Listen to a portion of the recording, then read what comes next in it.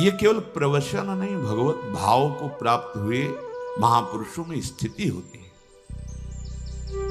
देखो, अगर हम किसी को कहें कि वो तो भगवत अवतार हैं, तो हमारे लिए ही तो अवतरित होते हैं। स्थितियों को दिखाना और प्राप्ति का साधन बताना और प्राप्त करवाना, इसीलिए बड़े बड़े महापुरुष प्रकट होते हैं। पूज्य श्री जयदेव जी महाराज को किसी धनी मानी भगत ने गए, महापुरुष थे, थोड़ी देर भगवत चर्चा हुई, प्रसाद पवाया, मुहरें दी, सरफी मुहरें उस समय चलती थी, मुहरें दी।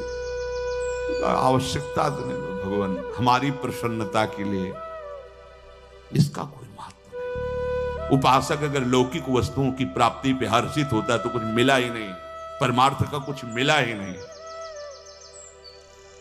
न द्वेष्टि, किसी से द्वेष क्यों होगा? तब होगा जब अनुकूलता की मांग होगी। अनुकूलता की मांग तब होती जब हृदय शुष्क होता है, और जब भगवत रस से द्रवित है तो किसी और की अनुकूलता की जरूरत होती क्या? नहीं। तो द्वेष कैसे बन सकता है? अगर श्रीपाद भी कह रहे कि अगर तुम्हारा किसी से द्वेष है, भगवत तत्व का अनुभव नहीं होगा, भगवदानंद की अनुभूति नहीं होगी। पक्का बात है, हरिवंश नाम लीन जे अजात शत्रु ते सदा। ऐसा थोड़ी है कि इससे निकलना नहीं पड़ता, निकलना पड़ता है उस जगह से जहां से तुम्हें गाली मिलेगी, निकलना पड़ता है। तुमसे द्वेष करने वाले सामने आएंगे, बेमतलब द्वेष करेंगे, तुम्हें वो दिखाना है भजन का प्रताप कि अब हे प्रभु, आप जो ये प्रश्नवाचक चिन्ह खड़ा कर दिए, इस रूप में आकर के हम आपसे द्वेष नहीं करेंगे। आप मारो, गाली दो, अपमान करो, हम आपके अंतर से चरण वंदना ही करेंगे, क्योंकि आप निकल गए। और अगर द्वेष कर लिए तो जहां माला में हाथ डाला तो पहले वही आएगा। रागात्मक द्वेषात्मक वृत्ति, ये अंदर की हम यहां की बात कहते हैं, यहाँ की। जैसे कोई कहता है कि आज तो सत्संग में हमारे मन की बात हुई। भैया, समष्टि मन भगवान की ही, तो जब भगवान में चित्त तो समस्त मन की बात आ जाती है।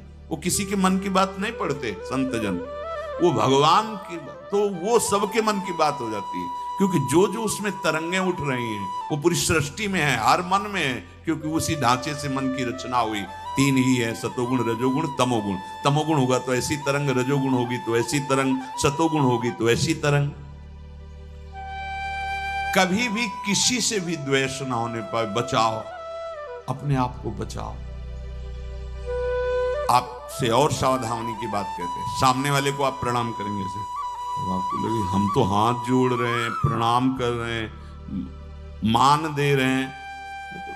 नहीं नहीं, तुम वो क्या कर रहा है मत देखना, तुम क्या कर रहे हो, बस इतनी बात देखनी। तुमने प्रणाम कर लिया, अब दोबारा उसके चेहरे की तरफ मत देखना।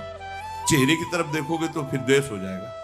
हम तो नम्रता से प्रणाम कर रहे हैं, हाथ जोड़ रहे हैं, वो अपमान पे अपमान किए जा, हमें उसका कर्तव्य नहीं देखना, हमें अपना कर्तव्य, साधक अपना कर्तव्य केवल देखता है और निरपेक्ष हो जाता है। सबसे पहला शब्द है जिनके भगवान पीछे घूमते चरण रज लेने के लिए, निरपेक्षम। सबसे पहला निरपेक्षम मुनिम शांतम निर्वैरम समदर्शनम। निरपेक्षम, किसी की अपेक्षा नहीं। वो हमसे द्वेष कर रहा है, हमको बचाना है अपने आप को। क्या प्रभु कुछ भी कर लो, अब नहीं, आप ही सच्ची बात करें, हृदय जल रहा है उसकी बात से, लेकिन आपने ये भाव डाल दिया, ये ऐसा काम करेगा कि द्वेष होने ही नहीं देगा आपके हृदय में। ओ अगर आप ऐसे, भगवान ही तो सब में है, ऐसा देखा उसके चेहरे की भाव भंगिया कि आप तो प्रणाम कर रहे हो, आप फिर नहीं सह पाओगे, फिर ये पक्की बात हृदय की है। बहुत बचने की जरूरत है। ये अहंकार का फोड़ा बिना गुरुदेव के आप ऑपरेशन नहीं होता। एक बार ऑपरेशन हो गया तो इतने चतुर डॉक्टर हैं कि एक कण भी नहीं रहने देती कि दोबारा ये कैंसर न फैल जाए।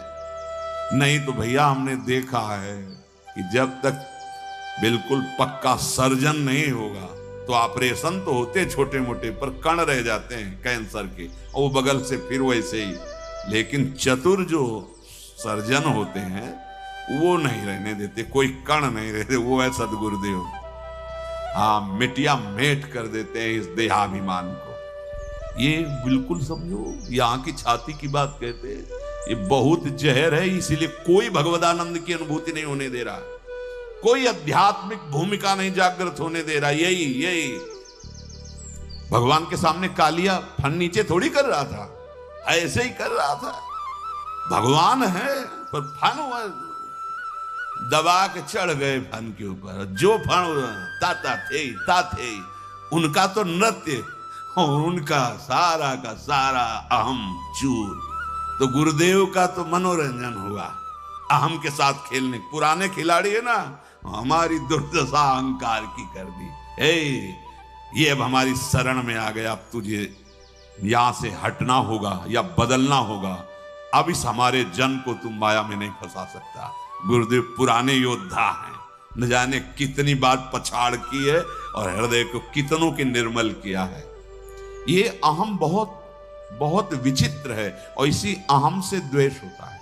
इसी अहम से जब हमें लगता है कि मैं साधुता से चल रहा हूं, मैं शास्त्र संयम से चल रहा हूं, और बार बार आप ऐसा व्यवहार करते हैं, तो फिर वो अहम असहनीय हो कर लेता है हृदय को, फिर वो प्रतिक्रिया में आ जाता है। सदगुरुदेव भगवान के वचन, अगर अहम नहीं तो प्रतिक्रिया कैसी? अगर प्रतिक्रिया है तो यही अहंकार का स्वरूप है। प्रतिक्रिया कैसी? फिर एक दिन बहुत करुणा में भर के कहा कि सबके वाहन हैं, किसी के गरुड़ वाहन है, मयूर वाहन है, नंदिकेश्वर हंस वाहन है, सबके। जानते हो हमारी स्वामिनी जी का वाहन क्या है? जी हमने कहीं पढ़ा नहीं, कहीं सुना, बोले दैन्यता। यद्यपि सकल लोक चूड़ामणि, दीन अपन पो माने, प्रीति की रीति रंगी लोई जा। सदगुरुदेव के वचन। अगर उपासक में दैन्यता नहीं तो प्रियाजू विराजमान कहां होंगी? क्योंकि प्रियाजू का वाहन दैन्य है। देखो, प्रिया प्रेम रस प्राप्त करने के लिए अखिल ब्रह्मांडों के ईश्वर भगवान श्री हरि कितने दैन्य हैं, कितने दैन्य। यद्यपि सकल लोक चूड़ामणि, अखिल कोटि ब्रह्मांडों के स्वामी, दीन अपन पो मांगने, अपने को प्रियाजू के सामने कितना दीन। ये एकांतिक निकुंज की बात, बाहरी नहीं जान सकते। हरिराम व्यास जी देख रहे हैं कि प्रियाजू के सामने पीकदानी ले सरकार खड़े हैं अखिल ब्रह्मांडों। प्रियाजू के सामने एक पात्र में रंग है, एक में और चित्र लिख रहे हैं, श्री चरणों में महावर की रचना कर रहे हैं। ध्रुवदास जी देखते हुए कह रहे, बिहरत कुसुम पराग लगत, पीत वसन ले झारत, लुठत मयूर चंद्रिका तिंतर, अद्भुत छवि निहा, जावक चित्र बनाई संवारत, करन सफल तब मानत। कौन? जिनके ध्येयम सदा परिभवग्नम अभीष्ट दोहम, तीर्थास्पदम शिव विरंच नुतम शरण्यम। भूल करके अपनी महिमा को दैन्य होकर प्रिया प्रेम में ऐसे। तो बोले हमारी स्वामिनी का वाहन है दैन्यता, और ये दैन्यता कहीं मिलती नहीं। बिना अहंकार गए दैन्यता नहीं आती। अहंकार गुरुदेव के द्वारा नष्ट होता है, परिवर्तित होता है। यो न हृष्यति, हर्ष नहीं किसी भी वस्तु व्यक्ति स्थान की प्राप्ति में, और न द्वेष्टि, कोई तुम्हारे प्रतिकूल आचरण करे, निंदा करे, अपमान करे, तुम्हें गुस्सा दिलाना चाहे, तुम्हें द्वेष नहीं करना है। बचो परम पद प्राप्त करने के लिए, भगवान के प्रिय बनने के लिए। यहां जो तात्पर्य है प्यारे का मतलब, भगवान कह रहे भक्ति मान्य सा में प्रिया, सब मेरे को प्यार करते, मैं उसको प्यार करने लगूंगा। किसको? जिसके हृदय में हर्ष नहीं, किसी से द्वेष नहीं, और ना सोचती। जैसे सब कुछ तुम्हारा छिन गया। कितना था? किसी भी नगर के किसी एक कोने में तुम्हारा महल बना होगा, हम कह रहे, पूरे विश्व ब्रह्मांड की संपत्ति का असंख्य हिस्सा होगा तुम्हारी संपत्ति। बहुत संपत्ति है भाई वो।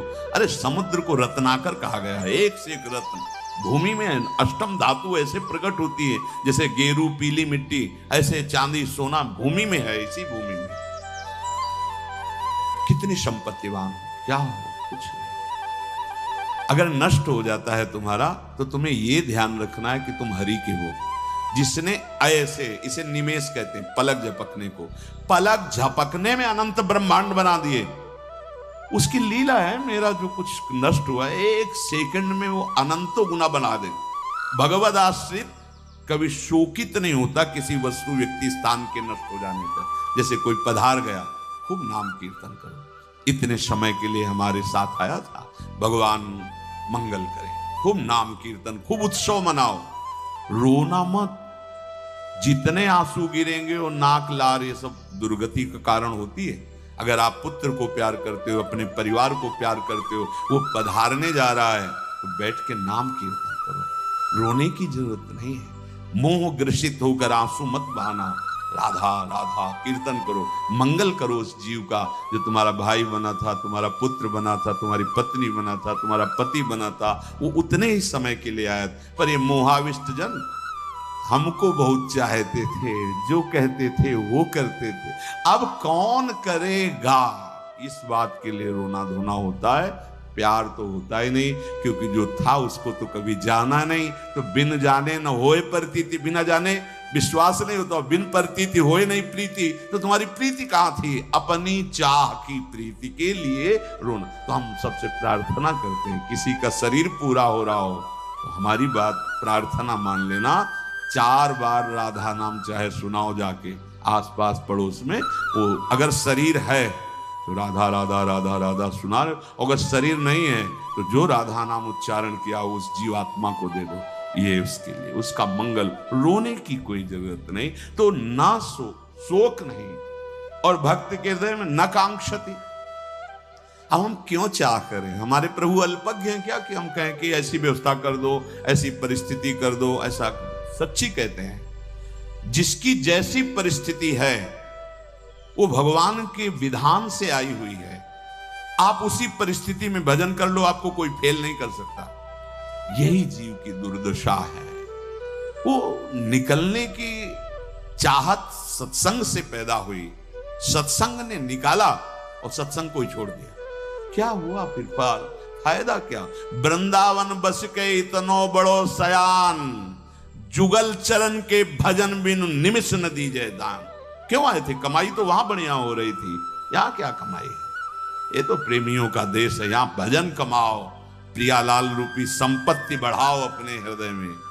तो न कांक्षति, कोई आकांक्षा भक्त न करे, अगर करे भी तो छूट दे दे हमारे प्रभु को। तो भगवान ने कहा है, अर्थार्थी आर्त जिज्ञासु ज्ञानी, मतलब आपको भक्त ही माना जाएगा, पर छूट दे दो कि प्रभु यदि मेरी मांग से आपका भजन ना रुके तो आप दे देना, अगर भजन रुके तो प्रभु मत देना। ये आपके ऊपर छोड़ दिया। शुभाशुभ परित्यागी भक्ति मान्य समय प्रिया। जैसे अशुभ हमारी दुर्गति कर देता है, ऐसे शुभ भी दुर्गति का कारण है। कोई विद्वान कह सकता है कि शुभ के द्वारा दुर्गति? तो सुनो, तुम शुभ कर्म करोगे, यहां से ऊपर के लोगों को जाओगे। जैसे स्वर्ग गए आप, खूब भोग भोगेंगे जितना आपका शुभ है, और पुण्य छीणे मृत्यु लोक के विशंति, तो फिर कहां गए? वहीं आ गए ना। तो आवागमन तो नहीं मिटा ना, तो सदगति तो नहीं हुई ना। तो हुई क्या? उसे एक अच्छा स्वप्न, एक बुरा स्वप्न, लेकिन है तो दोनों स्वप्न ही, कोई खास बात थोड़ी है। तो इसीलिए शरण निरापक पद रमित, सकल अशुभ शुभ नंस। आचार्य श्रीहित महाप्रभु हरिवंश चंद्र जी के लिए कि जो इनकी शरण में हो जाता है, ये शुभ अशुभ का नाश कर देते हैं।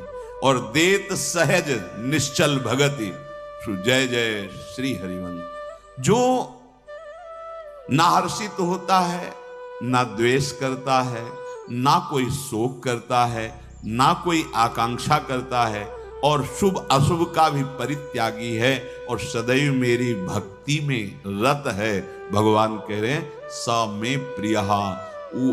बहुत से भक्त मुझे प्यार करते हैं, पर मैं इसको बहुत प्यार करता हूं। स्त्रीषु स्तन्यप्तोकवत् स्व अतिथि गेहेत देहे च, श्रीपाद कह रहे जहां तुम्हें वास मिला है ऐसे रहो जैसे अतिथि आता है किसी के घर में तो अपना घर नहीं मान लेता, सोचता है हमें तो बस समय व्यतीत करना है, जितने दिन चले जाना है यहां से। बिल्कुल ठीक ऐसा ही है, चाहे गृहस्थ में हो चाहे विरक्त में हो, घर को अपना नहीं मानना चाहिए। इसीलिए हमारे